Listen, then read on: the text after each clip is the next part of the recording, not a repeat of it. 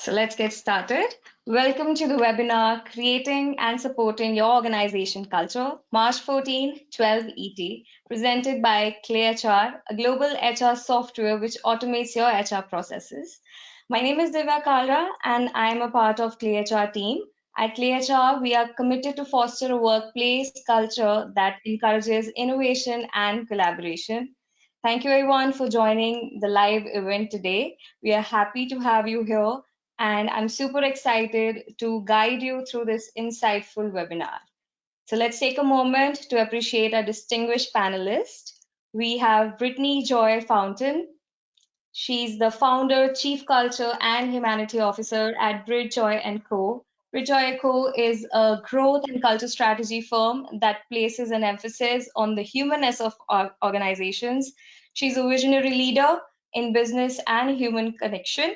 Thank you, Brittany, for taking out your time and for sharing and moving and taking time for coming forward to share your knowledge. Thank you. Then we have Dr. Amrinder Arora, co-founder and CEO at ClayHR, with more than 20 years of industry experience in technology and product development. So we'll be moving towards the housekeeping. So in this webinar, your videos will be turned off, so you will be able to see the speakers and the presentation. And the question box is live for you guys. To make this session more interactive and engaging, you can comment and add questions as per your requirement. And then we'll be conducting polls. So there will be 45 seconds. So make sure that you made your choice within that particular time frame. We can kind of keep going. So I think the polls come quick and fast. So just a clarification on the Q&A, please ask your questions at any time. We'll try to take as many of them as we can at the end. So then we will be moving to the agenda of this webinar. So first we'll be talking about organizational culture and its purpose, and how ClayHR helps in embedding this culture. Moving ahead with nurturing employment engagement, and then we'll be taking key takeaways. So, and I would like to add a gentle reminder that we'll be there at SHRM 2024 conference at booth 1853 in Chicago between 23 to 26 June to recharge your HR batteries. So moving ahead, we have Brittany. I would like you to take over this conversation to express your insights and views on organization culture and its purposes. Sure, yeah, thanks for having me. As mentioned, I am a culture and growth strategist. And what that means is I come in and I work with organizations to take those really big and lofty human-centric value statements that organizations have, and I figure out how we can put that into practice. And we do this because we know that organizational culture is important. Largely every organization has named what they want their culture to be. Now, the definition of organizational culture is the collection of our shared values and beliefs, the attitudes and behaviors that we have for the organization. So it sort of bridges this gap of not only why we exist, but how we exist. So what's the overall ethos of the organization, and how are we going to bring that to life? So when we talk about the strategy of it, what we talk about is how do we take this vision that we have for the company and integrate this with both language and with process and with frameworks so that we can make sure that everything we say and do, no matter where we are in the organization, if we're in office, if we're remote, if there's a hybrid situation, that we are all acting in a way that's in alignment with who we say we are. Because we find that when we do this, it becomes a critical strategy to the business operations, and it aligns the workforce in a way where the mission, vision, values, goals of the organization are not only clear and congruent with employees, but also with customers, shareholders, community, onlookers, so on and so forth. And I think just to add one thing to that very quickly, Brittany, I know you've been working on this field for a long time, but I think I like how you already pointed out that the culture encompasses a collection of things. And also, I think that we will be there to reiterate many times that it's defined by many, many, many people. So I think that's just one aspect I'd like to highlight right from the get-go as well. That's right.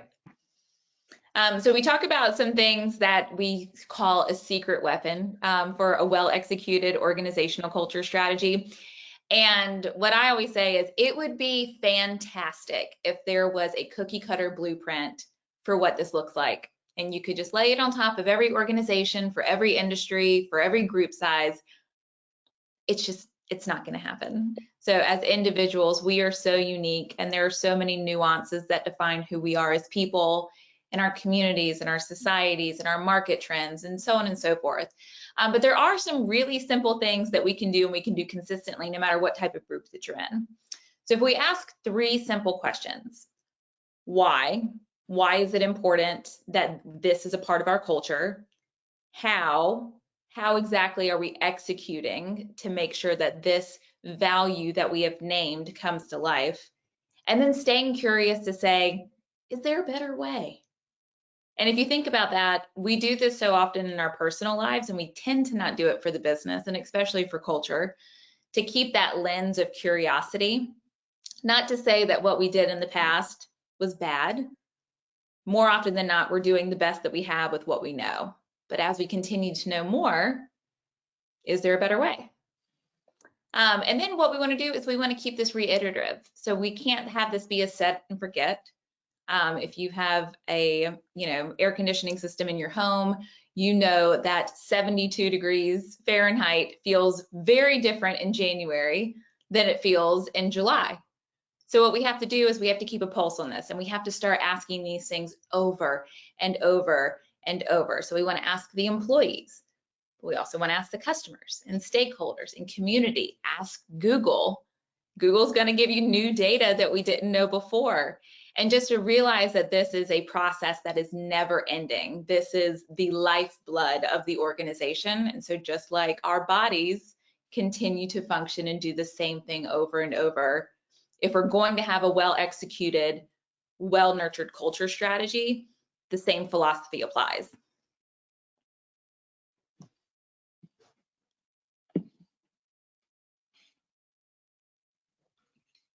So, Brittany, did you want to move over to the next slide here? Yeah, absolutely. So when we talk about what does this look like to execute it? Well, the first thing first is we have to identify what the problem is. So if you don't like the word problem, that's fine. Use opportunity, use, area of improvement, whatever word you want to use. And then we want to pick a solution. The interesting thing here, and I kind of alluded to this before, is that the solution is not necessarily going to be the perfect thing to do, because we're going to know more tomorrow than we know today, and we're going to be different tomorrow than we are today. But what we're going to do is we're going to pick a solution, and we're going to move to action. You have to step into actually doing something if you want to make change, if you want to create a behavioral output.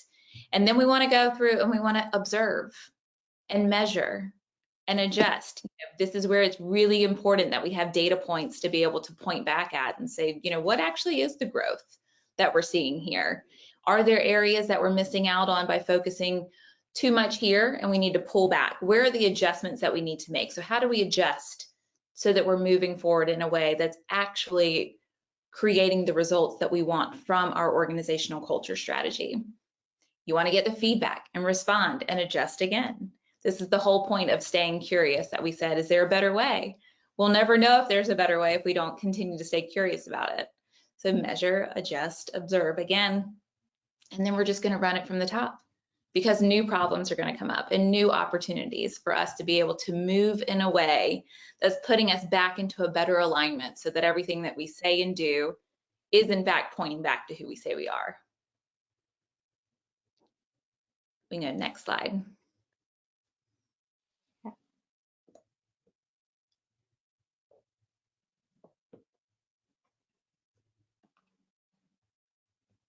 All right, I think we're probably going to be pulling up to a poll question soon. So you guys get ready, because we said these poll questions are going to come hot and fast.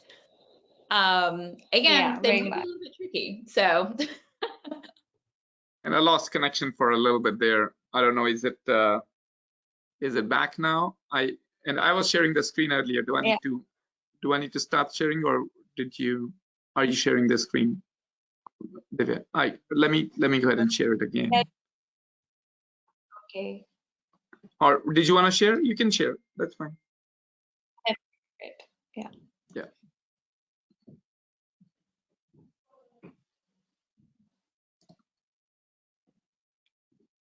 So yeah, now I can share it.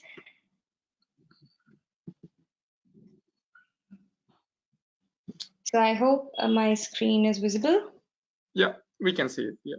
So I think if you can go into the slideshow mode, and are we coming to the poll question here? So next we were moving to the slide. So yes, we have the poll question. We'll be moving ahead with the first poll question of this session. So guys, it is going to be live. Let me just.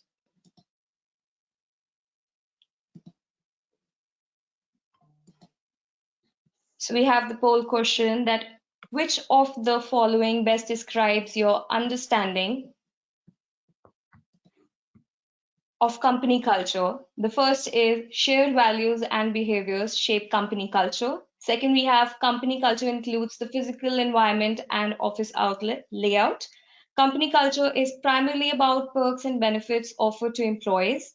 Then it is determined solely by the leadership team. And last is, I'm not sure about the definition of company culture. So the poll is live, guys. We have few seconds left.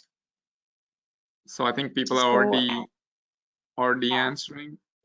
And I think this is. I know nobody's choosing that last one because we just gave you a definition. Right, exactly. And we have the 90% of people have answered. Let's give a few more seconds. I mean, in general, I often find this question to always be tricky because people are always going to choose some interesting response. Mm-hmm. And I think the interesting thing is never really wrong, right? It's never really wrong. Somebody says it's an office layout. I'm saying, you know what, that could very well be right. So, okay, let's give people 5 more seconds and we can close out. Yeah. So 5, 4.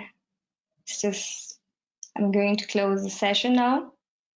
So yes. So let me just share out the results. So here are the results. Yeah. Oh, maybe because I said office layout, nobody chose it this time. Maybe.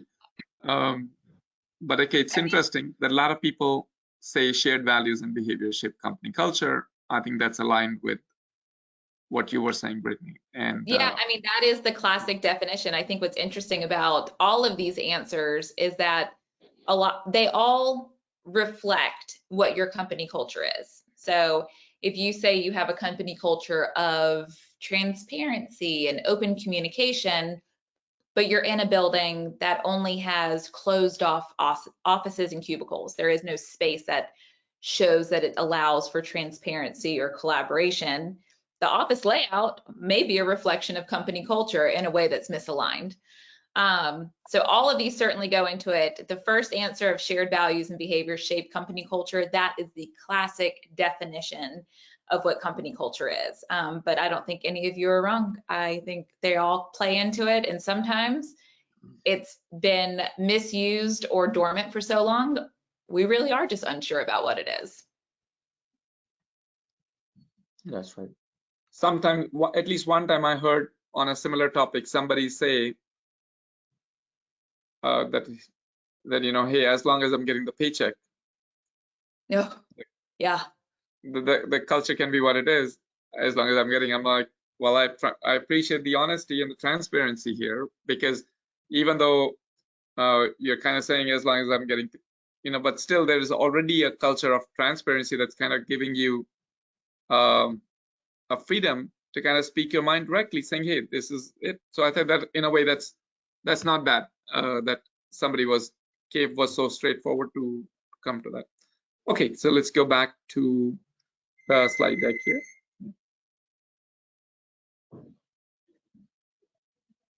So then we have the definition and extent of company culture. So I think this is, Brittany, just drawing from exactly from what you said here, that, sorry, if you go back, that ultimately the culture is what gives us that universal language, that cohesive force, that collaboration, that sense of collaboration and understanding, that we can basically have that particular sense of belonging within a team and understand its true purpose here. I know you're also a big, big advocate of the digital framework here. So I'll let you add on to that. But I mean, ultimately, I think this is the fact that the company culture goes so broad. It goes from the minutest details to, the big visions, is really what makes it a really strong force that can actually make the company succeed beyond what people might have originally imagined it to be. Yeah, cultures are going to look different from organization to organization, but these pillars really are pretty consistent. So we want to have universal language that's clear, that's really easy to understand. I say this with folks where I say your 5-year-old child should be able to understand the culture that you're identifying for your employees. If it's too much language, if it's too flowery, if it's too abstract, it's not going to be effective. So using universal language that is clear and consistent is really what's going to be important. I like to encourage people to use a digital framework. Technology is not the solution, but it is certainly the tool that we need to be able to execute at a high level, especially in today's global market. With folks working remote and hybrid, we have to have a way that provides infrastructure so that we're able to carry out this mission in a way that actually works regardless of where you are, who the leadership is, where your manager is, if they are, on holiday or if they are, in office. And it allows for us to be consistent. So these two first things, having clear language and a digital framework, allows for the consistency that actually will create the culture that you want it to be in day-to-day practice, not just in a nice statement on your website or in the hallway of your building. And then the aspect of consistency, I know we'll talk about it multiple times during the webinar too, the fact that you have to kind of repeat it and reiterate it from time to time, not only because there's always new team members joining who need to be then told about it, but even the people who have been there, they need to kind of be told. This is kind of like talking about the DMV and the driving. Sometimes people who have been driving for 20 years are not necessarily the best drivers. They learned driving 20 years ago. Some rules might have changed, but more than that, people may have become lax over time, even though you're gaining experience. But just the fact that that particular culture has to be repeated is certainly an important aspect of it here. And I know the example that you gave, Brittany, I think is super helpful. The leadership could change the team. I'll let you talk through it. But overall, I really appreciate the intent here that the leadership could very quickly and directly impact. Yeah, I mean, we are seeing a lot of reduction in forces and new leadership coming in just from a generational change. And so when we have these languages and the frameworks that allow for the consistency to be there, these changes can occur without being wildly disruptive to the organization as it functions and the organization as it exists from a cultural standpoint. Whenever we don't have these frameworks in place, you're just leaving the opportunity for folks to complete the narrative as they see it or as they've most recently experienced it. And that's not any fault to anyone. I mean, we are designed to do that. Our brains are designed to complete the information loop from a survival standpoint. And we don't often think about how that affects our business. But it does, especially when we're not being consistent with how often and how frequently we're putting out these values and the expectations of an organization. You're going to leave it up to somebody else to complete that narrative. And maybe they just had, an argument with their family. Maybe they got into a car accident on the way to work. Maybe they had a customer that was really challenging to them. It's too much of a risk to leave it up to each individual person to complete the narrative of what the culture should be and how they should be acting in alignment with that. if we're not being consistent in saying it ourselves. That's right. And even on the good side, I think the 3 examples that you gave, even on a good side, the risk is still there. So it's better to just kind of fill in the details. Yes. That way you minimize the risk there.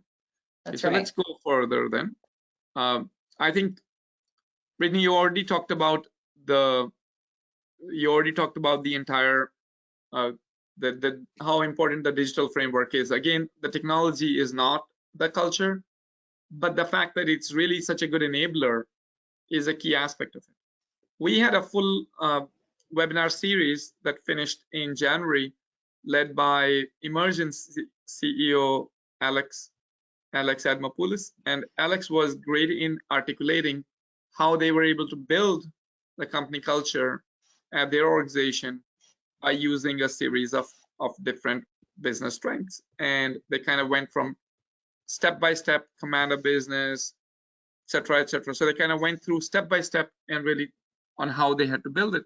And it was quite insightful for me to see on how they had actually broken down the company culture into 5 different things, and then spent a lot of time in reinforcing each one of them. So that was interesting. So just a little bit about crafting the organizational identity, aligning the values, the mission and culture. This whole aspect, I think, is just a direct outcome of what you have been talking about. So let's move on here just to the next slide and let's talk a little bit about the practices involved. Brittany, if you want to cover anything here before we go into the digital framework here. Sure. So we talk about establishing the framework, and when, of course, we think digital is a great place to be because of the way that we're evolving as a world. We're moving into a tech-heavy space. Most folks are already there, but it doesn't have to be digital. I think things that have to happen are establishing those clear values and goals. We have to be able to improve the communication, the transparency, and the frequency in which we do these things, and finding ways to foster teamwork and collaboration. So again, each organization is going to look different based on your industry, based on where people are working and how they are working.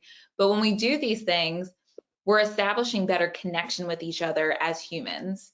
And that's going to give us the ability to be able to have higher collaboration, to be able to be more innovative with our work, to be able to find better efficiencies because of that communication and the transparency between each department. So this work, while the actual function of our jobs can sometimes feel siloed, culture at its best, because at its definition is a collection of.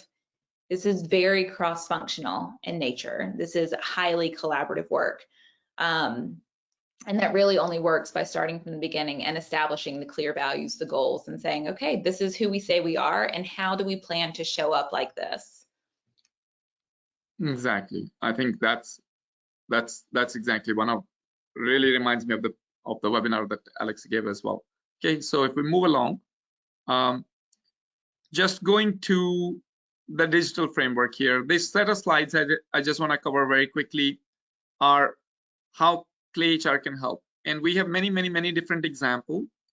But I think the biggest outcome I want people to take away from this is that your technology is a great enabler. Your HRIS, if you're with Clay HR, great. If you're using something else, perfectly fine, because you can really start to drive your company culture in many different shapes or forms across the HRIS and be able to reach out the entire thing. I'll share an interesting story with a customer that I was working, fairly large customer but with very few people who actually go to the web interface. So still they were able to build that company culture over time. I'll share you that in a moment. But here, just some basic steps here.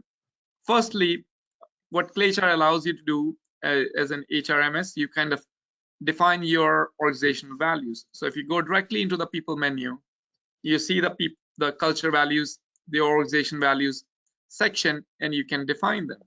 So that's already is a great place to start, because that way nobody can say, hey, we don't know what our values are.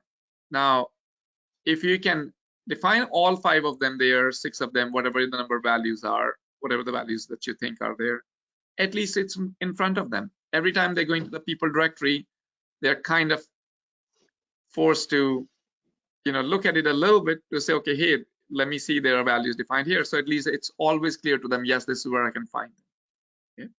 Now, just defining it will not be sufficient, but it's a good, very good first step and a very easy first step in terms of articulating it here. Of course, you still have to do the hard work of coming up with what the values are, but at least putting them here is an easy and effective way. So if we move along, another easy way in which you can do that inside ClayHR as part of your overall HCM platform is to define your mission statement. And again, the mission statement can be right there in your document library. So anytime people are going there to the document library, if you pin it to the top, it's always there. So again, they don't necessarily have to go into it, but they cannot say, oh, I don't know where it is. At least they know where it is. And if you can supplement it with many other things, you will see that as well. So that's another good thing as well. And as people might be familiar, when you define a document in the document library, you can kind of choose who this is available to. So in this case, of course, you would make it available to everyone, so people can kind of access it freely as well. And let's keep going here.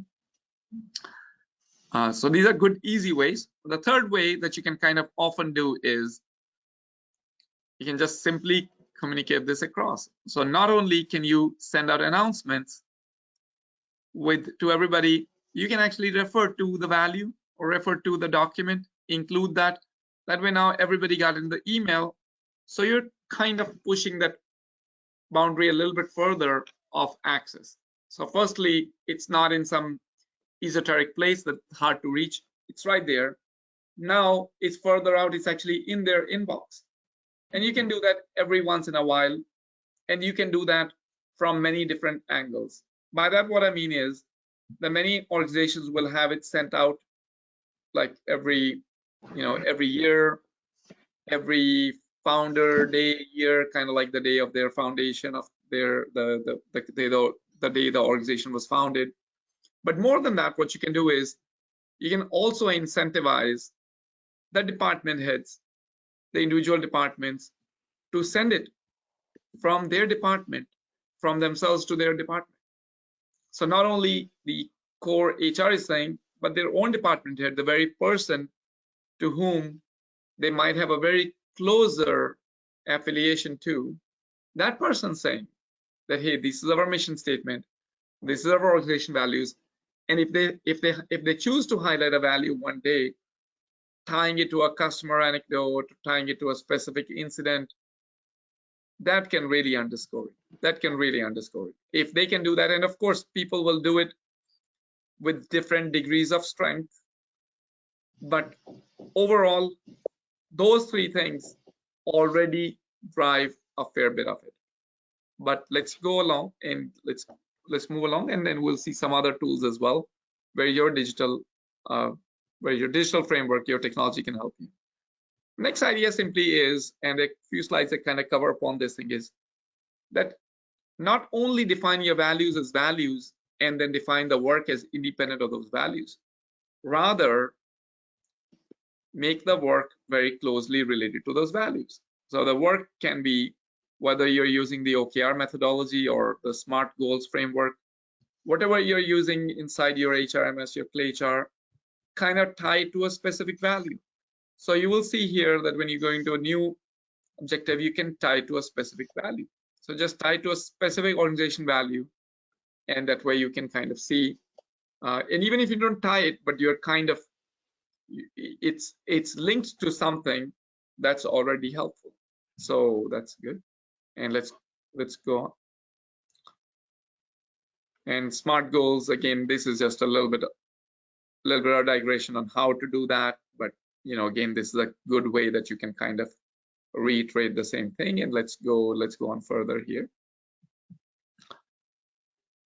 So a couple of more things that you can do, and maybe we go on to one more here. Just that the couple of more things that you can do is, overall, from a digital framework perspective, make sure that your check-ins that you're having, as you may know, in ClayHR, you can do the one-on-one check-ins. In the one-on-one check-ins, kind of talk to your leadership team so that they should be driving these values in their one-on-one check-in as well. So that the same message can be heard from everyone in many different ways. So now comes to the anecdote that I was mentioning a few minutes ago, that I was speaking to a customer, and this person was so spot on, and then we will go right into the poll question here. But this person was so spot on. I asked her, I said, "Here, how did you build your organization culture in your own specific organization?" Just to give some context, they have about 1,200 people, but only 300 or so people log into the application. Other 900 people are on the field, people doing woodwork, things of different nature. So I asked, I said, how did you do that? Because they're not going to come to the application at all. They may maybe log in once a year, right? And so they're not going to come in. They don't set goals. That 900 population does not set goals. The 300 does, but 900 doesn't. I said, how did you do this thing? How did you accomplish? How did you pull it off? And the answer, the simplicity of the answer really stunned me, that how easy it was and how well she had done it. So what she showed me was that, look, in ClayHR, you can send people text messages, right? So she sets up as message templates in the text messaging message template section. And she's simply sending, and I'm using the word simply here a little bit facetiously, because of course I didn't think of this. Now it's easy for me to say, it's just simply, it's just that. But she has created a bunch of these messages, and she's sending it out to these employees at variously defined intervals here. Not only to all the employees, but also to the first level managers, the second level managers. That's a little different. So her genius actually came from crafting those messages, pointing to the values, and pointing to the company wall, and pointing to the pages that she has on her candidate portal. It was, again, absolutely genius. I had not thought of that. In ClayHR, there's the candidate portal that's open to the wide public, right? Anybody can see. So she's guiding her employees to that portal, because that way they cannot say, I didn't have login, I was not able to log in. On the phone, they get this thing, it's a link there. They click, they can see the value right there in the about page on the candidate portal. And to me, it was just like, how much you can learn just by talking to people. There are like 6 different things that I had not thought of on how she was actually spreading the company culture, the organization culture, to people who hadn't really done any of, who would not be affected by any of those 6 things that I have just mentioned, actually. So anyway, I just thought it was very interesting to share that anecdote, that people really have their own way of kind of solving overcoming. Yeah, that's so much about what all this is that it is simple. And it's not, it's not complex. We're not talking about, landing something on another planet. We're talking about how do we actually do what we say we are, and being able to establish frameworks like this to allow for execution, consistent execution. It's genius because it's simple.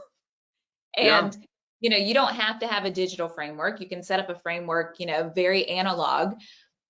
However, we've seen, especially in the past 4 years, so much new information has come to light from just a human standpoint, a societal standpoint. There's language that we're incorporating. There's focus on diversity, equity, inclusion that previously we hadn't ever considered. And those are new initiatives and new language that we're incorporating into our mission, into our values, the days that we celebrate. So while digital's not required, it sure does make it a whole lot easier to make sure that you're staying on top of trends and things that are relevant and important to your employees when you have a framework like ClayHR provides. So not necessary, but certainly fantastic. I was blown away by what I heard from her. Okay, so let's go on to our next poll question here. Let's see. So I think this poll question, go ahead. Yeah. So yes, moving on in the session, we have our second poll question. So let me just make it live. Okay, yes. I think the question is, to what extent does your organization draw from and reiterate? Okay. Mm-hmm.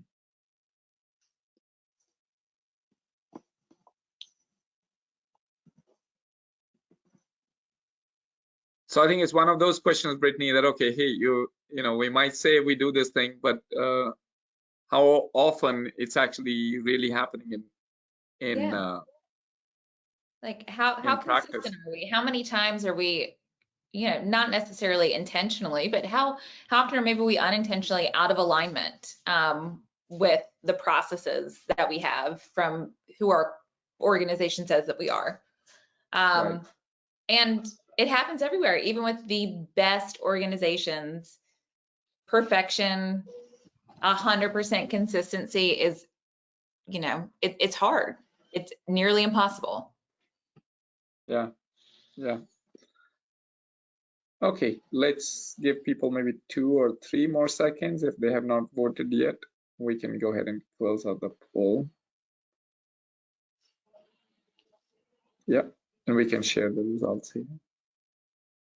Okay, so I have closed the poll. So let me share it. So here are the results. Yeah, so more people are saying is frequently, which is good. Now, always is probably a you know, a mythical place, but it's still, if it happens, that's great. But at least frequently, I would say Brittany is pretty good, right? Oh, absolutely. I mean, we want to feel that we are moving in a place of alignment more often than not. Yeah.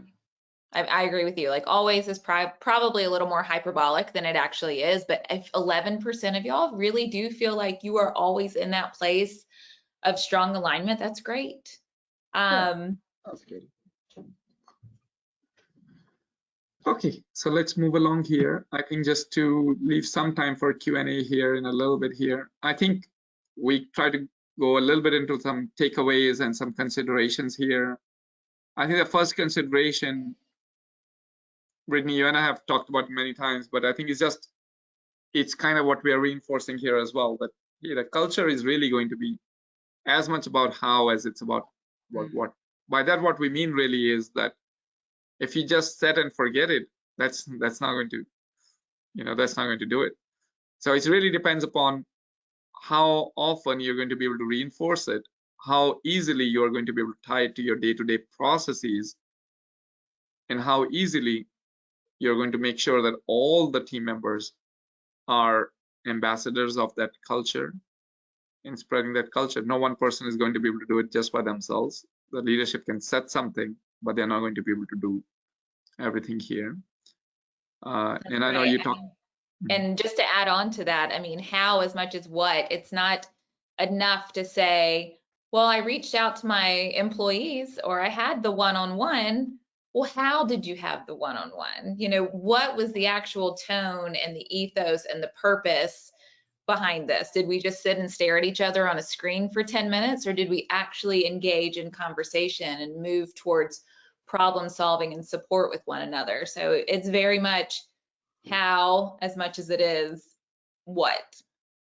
So I think that's a great point to make.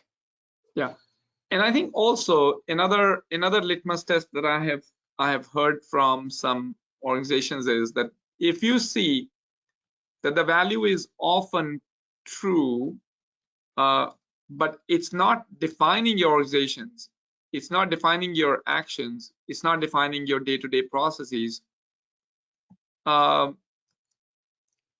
stop creating it as a value. Maybe that's just a good thing, like a motherhood and apple pie that you have, but it's not necessarily driving anything. You don't necessarily need to keep it. So if you are able to evolve those values over time, then you should do that. Ultimately, the litmus test there that I heard was that if your value is not driving your decision at least once every 3 months, it's not really a value. Value should be something that we come up to a dilemma and we say, hey, what should we do in this case? And we say, hey, let's look at the values and let's see if the values can actually guide us. And I think, Brittany, just this part here on, then, you know, this is also something you can easily lose it as well, right? Yes. I mean, I think there are organizations that have the best intentions, and then we just lack the strategic follow through for it. There's so much to be said about how you nurture a culture. Our values and beliefs are going to be shaped by something. And if it's not the organization that you're a part of, you're leaving it up to have any other outside resource hold that influence. And when you talk about your product or your business or the service that you provide, to not be able to nurture it in a way where we are being just really intentional with what it is that we want to be, with who we want to be in this world, you know, Yeah. it's too much of a gamble to not be able to be consistent with reinforcing who it is that we want to be and how we actually execute on that. Yeah. So let's take on, I mean, I think if we're ready to head on to the Q&A here, let's go to the Q&A here. We have our question over here. Yeah, so let me ask some of the questions here, Brittany. Maybe you can kind of take them on. Yeah. The first question I'll take is like, can you share? And if you have not yet asked your question, please go ahead. Feel free to ask the question. We'll try to take at least 5 minutes here, and we'll still try to give you 5 minutes back on your clock here to make it to your next meeting. But just the first question we have is, Brittany, you and I probably can both take turns on this thing. Is, can you share any successful initiative or programs that have positively impacted your organization's culture? Sure. Do you want to? I'll let you start. I think the anecdote that I was sharing was one thing that really came to my mind. And again, there were many layers of genius creativity in that. But that part that I heard about, that the HR director was kind of using the candidate portal to reinforce, saying that, hey, if this is what we are reinforcing to our candidates who are coming in the door, then certainly this should apply to you. That's one example I can think of. Another probably example that's a little bit more traditional, but something that they did very well. I think it's a little bit about the execution as well. That they did very well was they would often bring up the story of there's a separate customer, a little smaller, maybe with 350 people or so. They would bring up their disgruntled customer case study as an example of how their team acted. So every time something didn't work out well, they would then bring that story. And I mean, there were multiple angles to it, but one thing that I took away, you know, that if you can mix the disgruntled customer story and mix that with your company lunch, you know, that shows to me a lot of courage. And just ironically, courage was not one of the values, but that's what I was kind of like, you know, that's what I heard. That's kind of as I heard the story, I was like, well, there's a lot of courage in it, right? Because everybody wants to talk about success and success and success. But they had said, and it wasn't even just a disgruntled customer story, as in like the customer was not up to the mark. They would say, this is how badly we blew that one up. Sure. And I was like, wow. You know, I mean, that perfectly plays into like one of the formative questions that we have when it comes to improving your culture is, you know, what can we do better? And it's not in a way to say what you did wrong. It's not in a way to trash, you know, a specific experience that somebody had, but it's just having that lens of curiosity to be able to make this a better experience for everyone. One of the things that I like to do with clients is I call it immersive alignment. And so again, much of what we do with organizational culture is less about transforming us into something new. It's about bringing us back to who we are. So to be able to use immersive alignment means to step into the shoes as fully as you can, you know, uncoupling any bias that you have to understand what this actually looks like from somebody else's experience. So what does it actually look like to step into the shoes of a customer?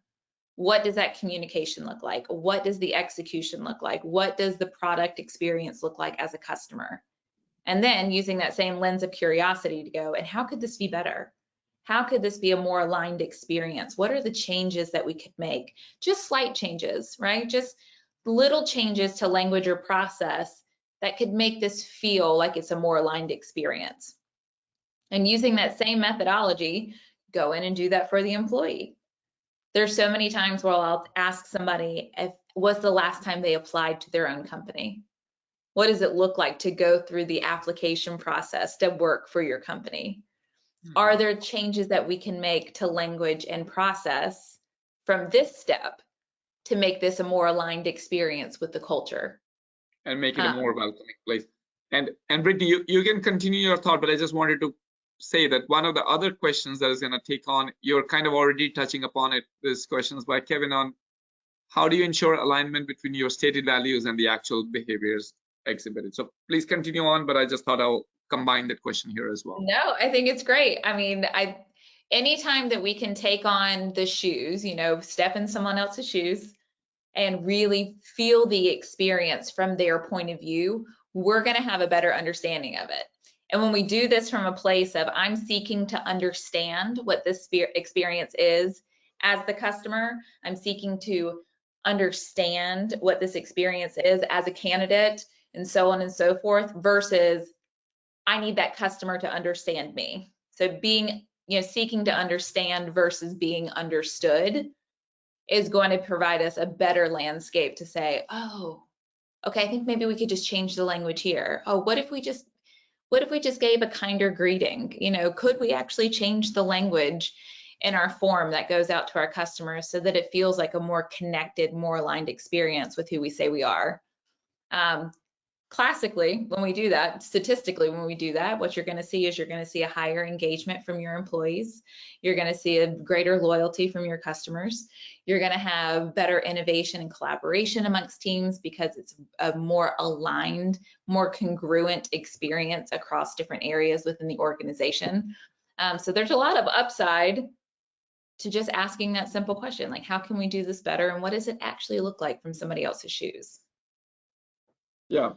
And one more thing I think I just want to point out is that many times we have this organizational value that itself may be hard to provide as well, but that actually plays out enables a lot of other things and that's around this thing called emotional security and well-being, right? We talk about that often.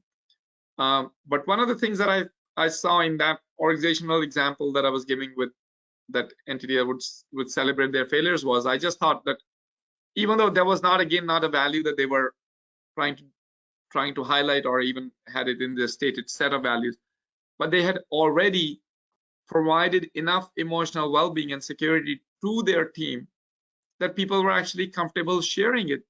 Mm-hmm. Otherwise, you know, if you see that, hey, I'm in such a competitive environment, and you know, if I tell this to the other department on what we did here, I mean, right, for the next 3 years, I'm the toast of the company. You know, that's not, you know, that without the lack of security, you couldn't really quite do that. Sure. And then that mitigates so many potential risks, from legal and ethical risk that the company can face, from reputational risk. It eliminates that sort of fear of you know, being an outcast to an organization when we've already normalized the behavior and the expectation that we're not going to be perfect. We're not going to be perfect, and we're going to talk about it, and we want to talk about it. Yeah. A lot of these things are very tied to each other. I mean, we go back to the classic Dale Carnegie book, and as he mentions that, hey, if you're going to point out somebody's fault, feel free to start with your own, because that way you kind of people see that, hey, okay, you know, we're sharing this not to say that you're not perfect, because, you know, I have the power position here to point that out to you, but just to say that, hey, I have the position that I can also help you. And I'm not perfect and you're not perfect, but together we can be doing really good work here. And these are your opportunity that you can take on to really improve, because this is something that you can, you know, you can get better very easily. And again, I have made the mistakes and I'm still making the same mistakes. And I think that example very resonates, I think, with a lot of people. So let's take one more question here at least, and I will try to wrap up here. What steps do you take to address any cultural challenges or conflicts that may arise within the organization? Yeah, for me, anytime I talk with a client, like I mentioned before, it would be really great if there was just a blueprint. If we could just lay something on top of every organization and say, this is where you start and this is how you fix it. Go ahead. That's just not reality. The most important thing is to establish a clear line of communication. I say, I just want to talk. I just want to talk. So we're going to talk to the leaders of the organization. We're going to talk to the employees. We're going to talk to the customers. We're establishing a non-punitive feedback loop of, sorry, y'all, I told you it's springtime here. We have flies in here. We're establishing this non-punitive feedback loop of what it looks like to have a conversation and really establish open, transparent communication with one another. Yeah. And from there, we can actually start to see what the root cause is, because a lot of times we say that something's the problem and it's not. You know, we think it's the problem and it's actually a byproduct of what the problem actually is. And it's not until we have those communications that we can actually come to a place of understanding of what we should be solving for. Yeah. Okay, I think let's try to go into the key takeaways here. I know we're almost at time here. We have about a minute or so here. So let's take our final poll here and we can kind of go right into it here. Have our final poll. So let me make it live. Yeah, poll is live. So what aspect of, if you can read it out, I think. So what aspect of company culture do you believe has the greatest impact on employee satisfaction? Leadership and management style. Second is opportunities for growth and development. Third one is work-life balance initiatives. Fourth is diversity, equity, and inclusion efforts. And fifth is team collaboration and communication. So we are collecting the responses. Let's give people a little bit more time here. Maybe 5 more seconds and we take it on here. I mean, I think, Brittany, with this part here, again, there's no wrong answer here. I think it's just which one we believe has the greatest impact here. That's right. And it's probably, you know, again, most of our experiences shape our beliefs. So there is a strong chance that whatever one you choose today that has the greatest impact on employee satisfaction is a direct result of the experience that you've had. And because we are nuanced beings and we have different experiences every day, your answer could change from day to day, and that's fine too. I don't think that there's a wrong way to answer this. Yep. So let's go ahead and close the poll, Divya, and we can see some of the results here. So let me share the results. So here they are. 23% for leadership and management style, and same for the opportunities for growth and development, and again 23% for work-life balance initiatives. So I think more people, Brittany, seems to be talking about the opportunities for growth and leadership. I think then for team collab and DEI. Okay, interesting results. Yeah, that is interesting. It's split right through those first three.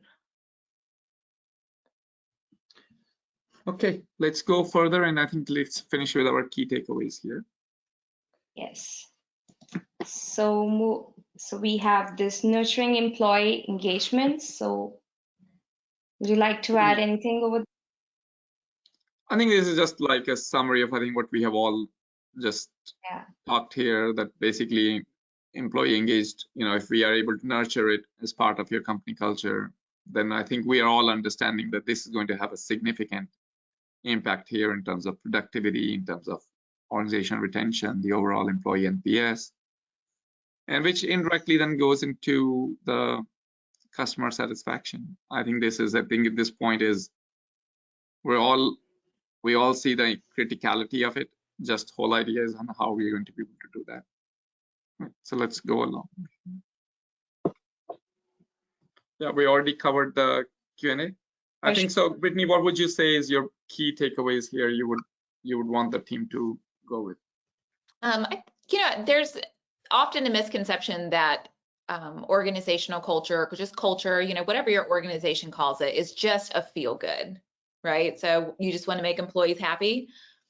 Not necessarily. I want employees to have clear expectations and for them to have clear direction on how to act.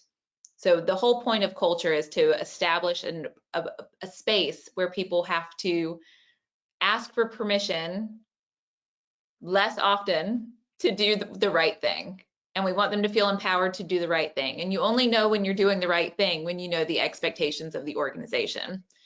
And from a leadership standpoint, sort of breaking the myth that it's just about making your employees happy is, well, yes, we should want our employees to be happy. So that should be baseline. But to your point, with our last slide here about nurturing engagement, there are real dollars that are being impacted by not doing this work. So the estimate for the global impact to the economy from employee disengagement is over $8 trillion. So there is actually money to be had by moving forward in a way that is actually also doing the right thing for your people. So this is the clearest answer to people and profit that we have data on. And the data has been consistent for decades. Yeah, I think in terms of the key business outcomes, the KBOs, I think, as many times we're calling them, that the fact that all of this is not a soft science, this actually is what ultimately drives your business's KPIs or the key business outcomes. I think at this point is settled matter. We know that there's a lot of it riding on it. And when we come up with a nice pithy statement like culture eats strategy for breakfast, it's not just a line. It's not just, it's true every single day. If you can build the right culture, I think another one is something about amateur stock strategy, right? Amateur stock strategy and the professionals talk about logistics of it. There's a lot of it riding on it. It's actually not that hard for somebody to come up with this is a grand strategy. Okay, but then how is it actually going to get done? That's if right. You don't have the right culture for many, many, many people to come together and do it. So I think that's a key takeaway. This actually matters to anybody who's still in doubt. This actually matters to your key business outcomes. And your digital framework is really, really, really powerful way to go ahead and execute it. That's just, think of it as like money on the table. It's just right there. It's just right there. All you have to do is to take it. People say there's no free lunch. That's right. We're not talking about lunch here, but there's free money sitting on the table right there. So that's something I think I would say too. Especially, as I go through many different QBRs with the customers, I wish that all the customers were doing it so well, and I'm so thankful for their generosity that they share with me. Mm-hmm. But then if all the customers could actually learn from them, everybody would be further along. And I think this is really the opportunity and the money on the table we're referring to. Great, thank you so much, Divya. Thank you so much, Brittany, for such an engaging session here. Oh, thank you guys. This was wonderful. Yeah, it was a wonderful session, and thank you for the expertise that you shared with us. My pleasure. Thank you. Thank you, everyone. We'll sign off today. And I think, Divya, you'll be in touch with the recording for people when it comes out. Right. Thank you. Thank you, everyone. Thank you, everyone. Have a good rest of the afternoon. Enjoy the springtime, Brittany. Thank you. I will. Bye, all.